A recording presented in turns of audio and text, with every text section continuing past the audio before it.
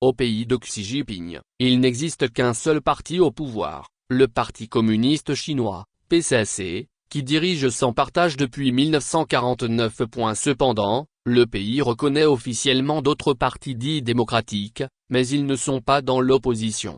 Ils sont intégrés dans le système politique dirigé par le PCC et participent de manière consultative à la vie socio-politique, dans le cadre de ce qu'on appelle la Conférence consultative politique du peuple chinois, CCP-PC.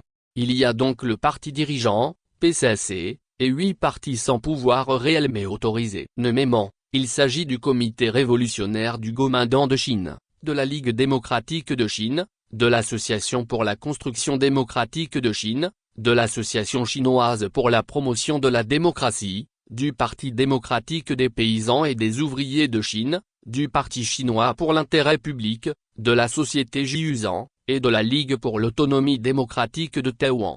Donc officiellement, il y a 9 partis politiques en Chine, mais en réalité un seul détient le pouvoir. Les autres formations se contentent de défendre des intérêts sectoriels en faisant des propositions, sans toutefois s'opposer réellement au gouvernement.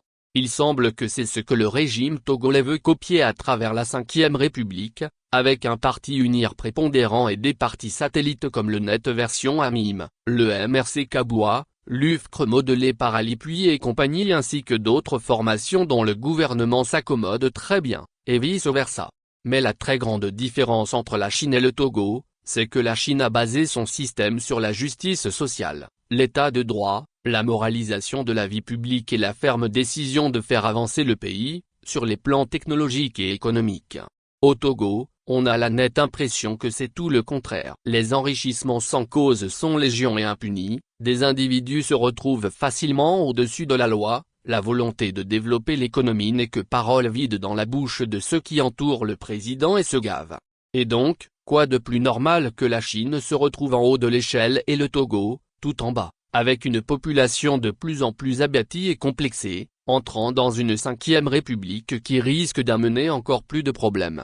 Njo. Source. Sika Journal.